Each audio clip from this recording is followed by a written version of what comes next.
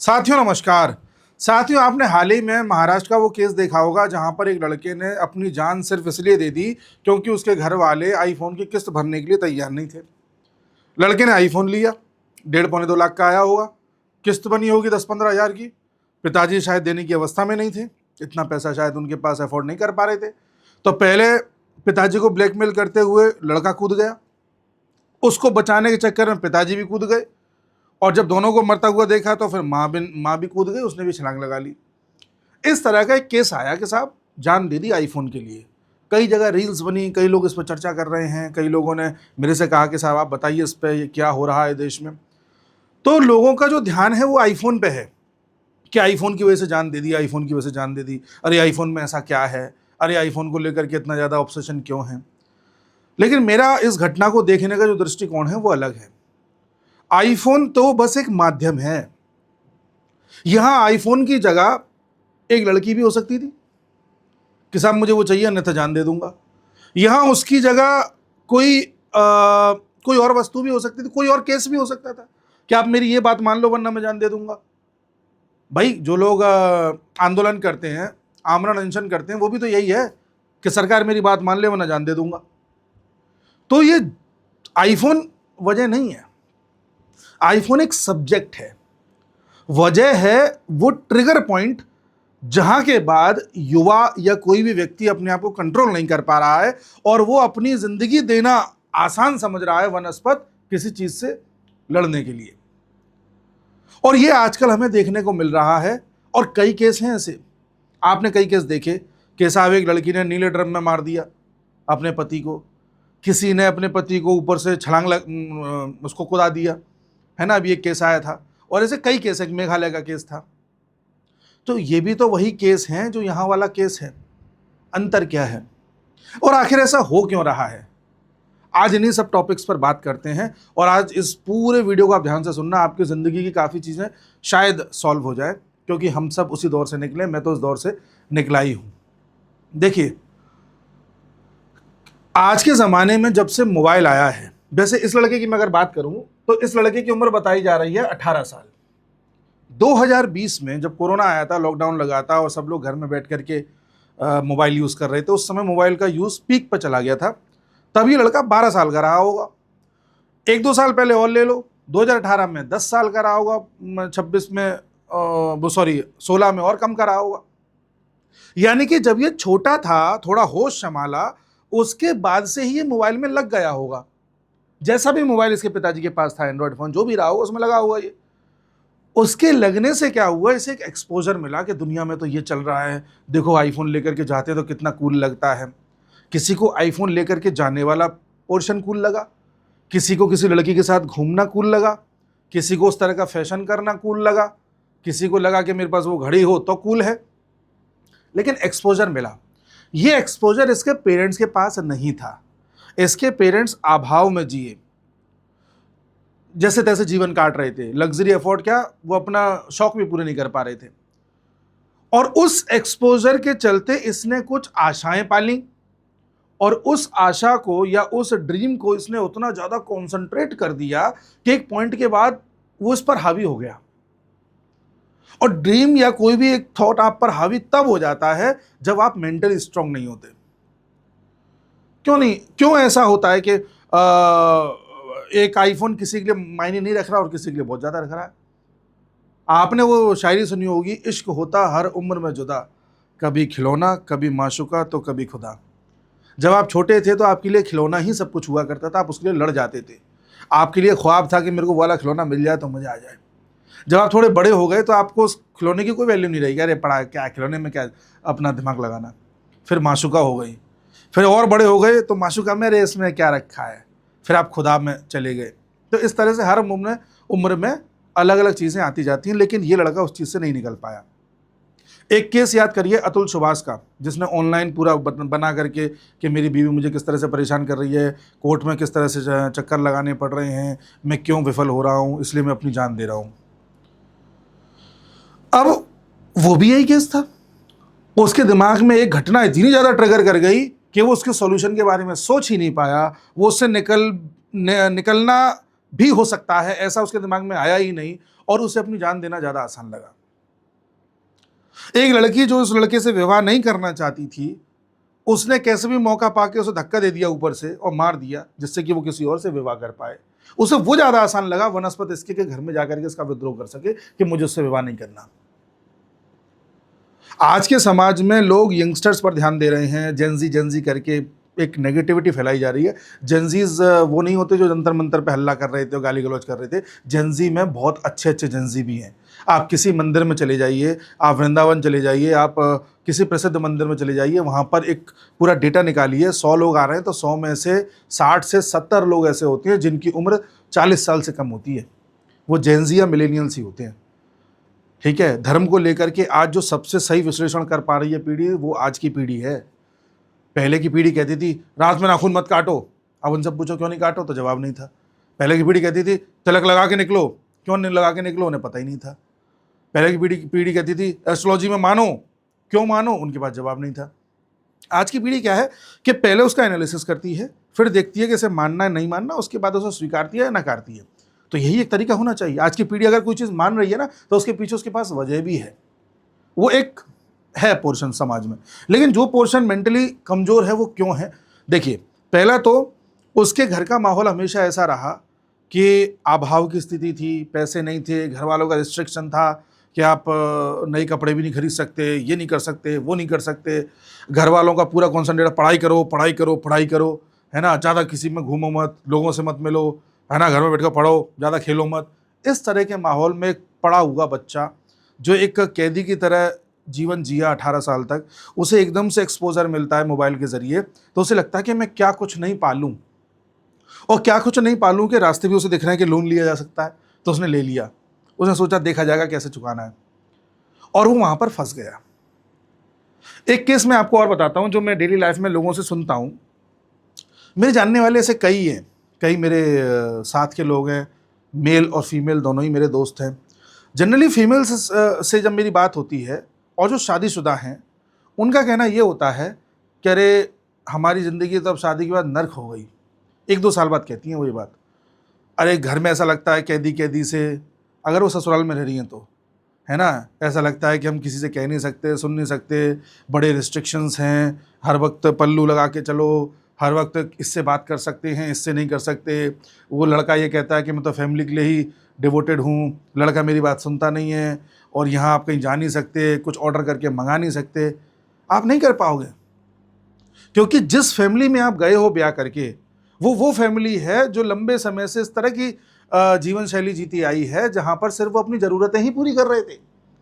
उस फैमिली में वो कॉन्सेप्ट नहीं है कि लाओ 15 दिन में एक बार होटल में जाके खाना खाना चाहिए, रेस्टोरेंट में जाके खाना खाना चाहिए।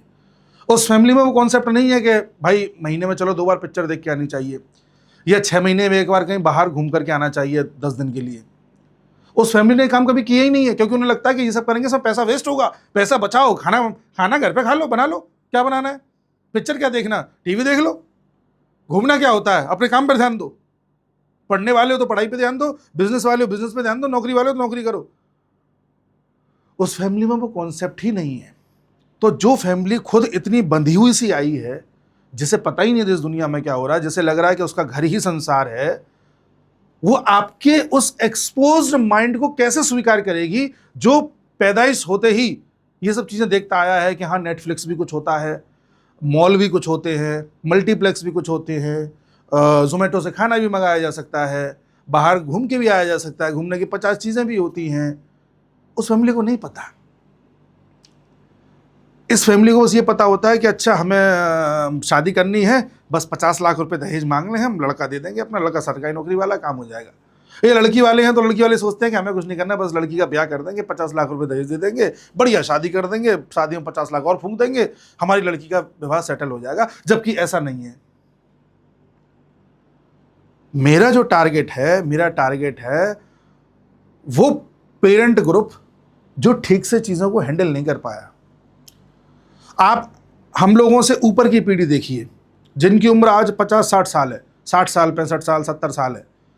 इस पीढ़ी ने न तो लिटरेचर खुद पढ़ा, न अपने बच्चों को पढ़ने दिया। बहुत कम घर ऐसे हैं जिनके घरों में पेरेंट्स कहते हो बच्चों से कि बेटा ये प्रेमचंद की कहानी पढ़ो, देखो मज़ा आएगा। बेटा ये आप रसखान को जानिए, आप कवियों को पढ़िए, दिनकर साहब को पढ़िए, आप शायरों को पढ़िए। बेटा इस म्यूज़िक को सुनो, गुलाम अली की क्या बात थी उस समय, रफ़ी साहब का म्यूज़िक सुनो। बेटा ये एक बार संगीत जरूर सीखो, स्कूल जा रहे हो संगीत भी सीखो। किसी ने कहा है ऐसा, किसी पेरेंट ने? जब आप अलग अलग संगीत सुनते हो, अलग अलग तरह की पिक्चरें देखते हो, और ये सब कंट्रोल्ड होना चाहिए, ये भी नहीं कि दिन भर संगीत ही सुन रहे हैं। वो पेरेंट का काम होता है कि डिसिप्लिन्ड पेरेंटिंग होनी चाहिए। तब बच्चे को पता होता है कि हाँ मुझे चीज़ें संभालनी कैसे हैं। आप याद करो, मैं पहले के वीडियोस बनाता था तो मैंने आपसे कई बार कहा कि भाई डेली अपनी डायरी मेंटेन किया करो कि आज मैंने क्या क्या किया, मैंने किस चीज़ से क्या सीखा, आज मैंने जो घटना न्यूज़ में सुनी उस घटना से पहले सुनते ही मेरे दिमाग में क्या ख्याल आया था, और बाद में जब वो कंक्लूड हो गई तब क्या निष्कर्ष निकला, मेरे एक्सपीरियंसेस कैसे रहे। डेली डायरी बनाओ। मैंने आपसे ये भी कहा है कि यूट्यूब पर ज़्यादा से ज़्यादा इंटरव्यूज़ देखो लोगों के, जो सफल लोग हैं, ताकि आपको पता चले कि उनके जीवन कैसा रहा। हो सके तो ऑटोबायोग्राफीज़ पढ़ो, किताबें पढ़ो ज़्यादा से ज़्यादा, तो आपको ये पता चलेगा कि जीवन कितना विशाल है। तब जाके आपको ये पता चलेगा कि जो अब्दुल कलाम साहब एयरफोर्स के इंटरव्यू में सिलेक्ट न होने के कारण जीवन से निराश हो गए थे, उनको कैसे भी ढांढस बंधाया गया और आगे चल करके वो साइंटिस्ट बने, राष्ट्रपति बने।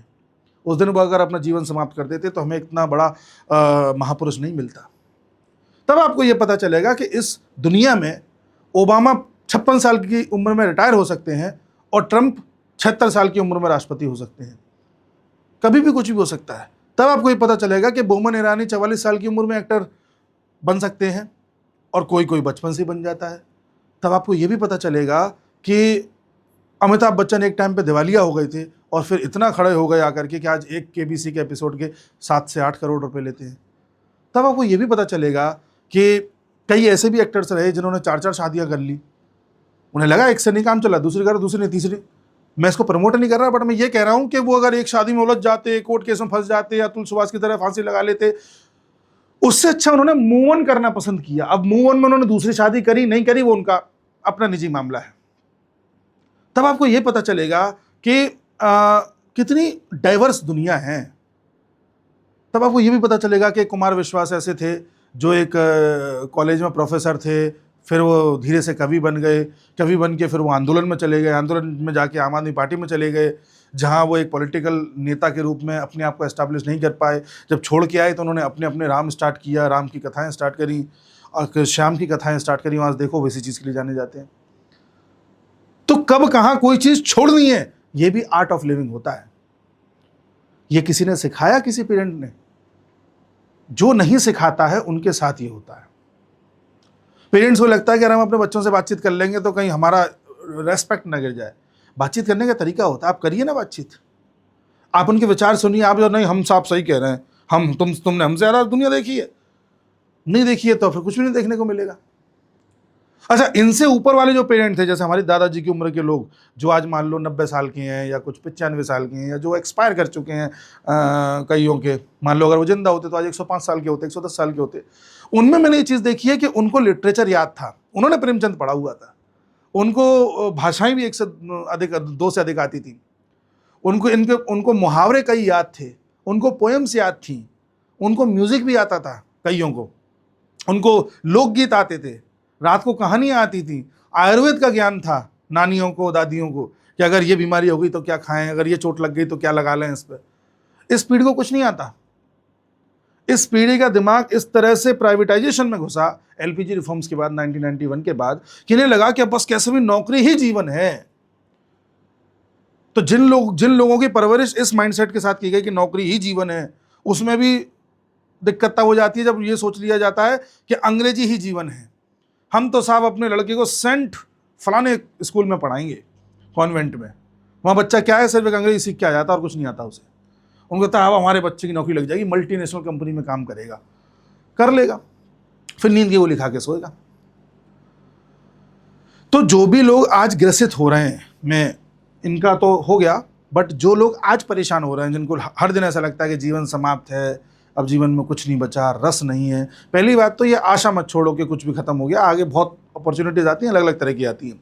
एक दूसरा, अपने आप को ये समझाने की कोशिश करो कि परिस्थिति क्या है, चीज़ों को समझो, खोल के दर्शक की तरह देखो चीज़ों को कि घर का ये सदस्य ऐसा बिहेव क्यों कर रहा है, घर का वो सदस्य वैसा बिहेव क्यों कर रहा है, और उसके बिहेवियर को जब समझ जाओगे तो या तो उसको उसके तरीके से टैकल करना सीखो, या उसकी तरह खुद को ढाल लो, तो वो तो पॉसिबल नहीं है, या उसको अपनी तरह ढलवा लो, या फिर ये कि नाटक करके रहो कि अगर उसे ऐसे पसंद आ रहा तो थोड़ी देर के लिए वैसा काम कर लो, फिर अपना काम करते रहो, और ज़्यादा ही कुछ नहीं हो रहा था उस जगह को छोड़ दो।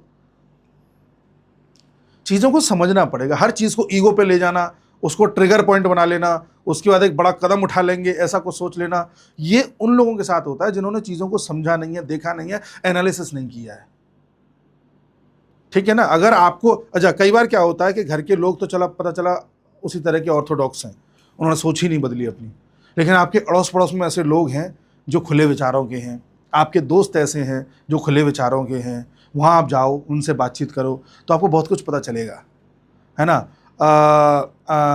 अगर आप वो भी नहीं कर पा रहे हो, आपके पास इस तरह का माहौल कहीं नहीं है, हर तरफ इसी तरह के लोग भरे हुए हैं, तो फिर आप यूट्यूब में इंटरव्यूज़ देखो, किताबें पढ़ो, अपनी संगत फिर वर्चुअल संगत ऐसी बनाओ जो दमदारी की हो, हर वक्त अपने आप को किसी ना किसी स्किल में लगाए रखो, तो वहाँ से जीवन का उद्देश्य मिल जाए। तब पता चलता है कि कोई वस्तु उतनी ज़्यादा महत्वपूर्ण नहीं है जितनी स्किल है। जैसे मैं अपना पर्सनली बताता हूँ, आप मुझसे पूछो कि भाई आप पूरे दिन में क्या करना चाहोगे, कुछ खरीदना चाहोगे, कुछ मतलब किस चीज़ से सुख मिलेगा, तो मैं कहूँगा मुझे सबसे ज़्यादा सुख मिलेगा मैं कोई नई चीज़ सीख लूँ, तो कोई नया कंटेंट सीख लूँ, कोई नई थ्योरी सीख लूँ, कोई नई स्किल सीख लूँ, म्यूज़िक सीख लूँ, कोई वाद्य यंत्र सीख लूँ, गाड़ी चलाना सीख लूँ, या कोई नया गेम सीख लूँ, जो सीखा हुआ उसकी थोड़ी प्रैक्टिस कर लूँ, मुझे उसमें मज़ा आता है। ये उस स्टेट से थोड़ी हायर स्टेट है जो वस्तुओं में पड़ी हुई है। इससे भी ऊपर की हायर स्टेट वो होगी जब मैं एकांत में खुद के साथ बैठा हुआ हूँ और मुझे उसमें मज़ा आ रहा है। उससे भी हायर स्टेट वो होगी जब मेरे दिमाग में विचार शून्यता है, मेरा माइंड कॉन्सेंट्रेटेड है, मेडिटेटिव है। उससे भी हायर स्थिति वो होगी जब मेरे बिल्कुल ही जो है एक तरीके से मेडिटेटिव अवस्था में ही रहता हूँ। वो तो फिर चरम सीमा है, वो तो साधु संतों की बात है। बट मैं ये कह रहा हूँ कि हर चीज़ की एक स्थिर स्थिति होती है। आप बिल्कुल बॉटम में पड़े हो ना, तो वहाँ वस्तुओं के लिए, व्यक्ति के लिए, कार के लिए, मोबाइल के लिए, इन सब के लिए मरने लगोगे। अपने आप को उठाने के लिए आपको बदलाव लाने पड़ेंगे, जो मैं बोल रहा हूँ, और समझना पड़ेगा कि सामाजिक समीकरण क्या है। मैं ऐसे परिवारों को भी जानता हूँ अपने दोस्त सर्कल में, जहाँ पर वो परिवार खुल के एंजॉय करते हैं, खुल के बाहर जाते हैं खाने, खुल के घूमने जाते हैं, खुल के पूरा परिवार मैच देखता है, खुल के सब साथ आ जाते हैं जब कुछ दिक्कत आती है तो, और कोई रिस्ट्रिक्शन नहीं है। ऐसा नहीं है कि तुमने ये क्यों पहना है, वो क्यों नहीं पहना, इससे बात क्यों कर ली, उससे क्यों नहीं करी, वहाँ क्यों चले गए, यहाँ क्यों नहीं, कुछ नहीं, खुला आम। पर इतना भी मत खोल दो कि फिर सब चीज़ें खत्म हो जाए। एक लिमिटेड खुला आम, जब डिसिप्लिन्ड परवरिश होती है तो फिर सारी चीज़ें डिसिप्लिन में आ जाती हैं। और मैं ऐसे परिवारों को भी जानता हूँ जहाँ पर हर चीज़ बचाने में ही लगे रहते हैं कि अरे एक काम करते हैं, ये जो है कल की सब्जी बची है, इसी को थोड़ा सा वो करके खा लेते हैं यार, क्या आप नहीं बनाएंगे, पैसा जाएगा बिना मतलब का। एक काम करते हैं, रोटी तो हम पे पड़ी है ही, प्याज से खा लेते हैं यार, क्या सब्जी बना के 20 रुपये तो बचेंगे। मैं ऐसे लोगों को जानता हूँ कि जो घर का काम ही खुद करते रहते हैं, खुद अपना ऑफिस भी जाते हैं, घर का काम भी खुद करते हैं। वो इसलिए नहीं कर रहे क्योंकि उन्हें मज़ा आ रहा है, वो इसलिए ताकि पैसे बच जाएँ। अरे भाई किसी को रख लो, कोई 1000, 500, 1500 रुपये महीने ले जाएगा, तुम्हारे झाड़ू पोंछा कर देगा, तुम्हें कितना आराम मिलेगा। वो कॉन्सेप्ट ही नहीं है उनके दिमाग में, तो वो भी एक है। तो आप समझ रहे हैं ना, दिक्कत आईफोन नहीं है, दिक्कत वो मेंटल स्ट्रेंथ है जो खो चुकी है कुछ लोगों में, क्योंकि वो ऐसे माहौल में पले बड़े जो माहौल बड़ा ही रिस्ट्रिक्टिव था। और आज के माहौल में आप रिस्ट्रिक्ट होकर के जीना चाहो, हो ही नहीं सकता, पॉसिबल ही नहीं है। मोबाइल नेसेसिटी है, आपके पास होना ही चाहिए। आईफोन हो ये ज़रूरी नहीं है, मोबाइल होना चाहिए। आपके पास आज गाड़ी ज़रूरी है, पहले साइकिल से काम चल जाता था, पैदल भी चल जाता था, पर आज गाड़ी होनी चाहिए। कार नहीं, 2 पहिया मोटरसाइकिल हो, चल जाएगा। आज कई जगहों पर एसी बहुत ज़रूरी हो गया, गर्मी इतनी पड़ती है। तो आप वस्तुओं को ये नहीं कह सकते कि नहीं हम सब वैसे ही जिएंगे जैसे 1980 में जी रहे थे। आपको बदलना पड़ेगा माइंडसेट। तो जो पेरेंट्स इन वीडियो को सुन रहे हैं, उन पेरेंट्स को भी ये लचीलापन अपने अंदर लाना पड़ेगा और समय के साथ थोड़ा बदलाव करना पड़ेगा, वरना ऐसे केसेस देश में बढ़ जाएंगे और आपको समझ में भी नहीं आएगा कि ये क्यों हुआ। मिलता हूँ अगले वीडियो में, तब तक के लिए नमस्कार।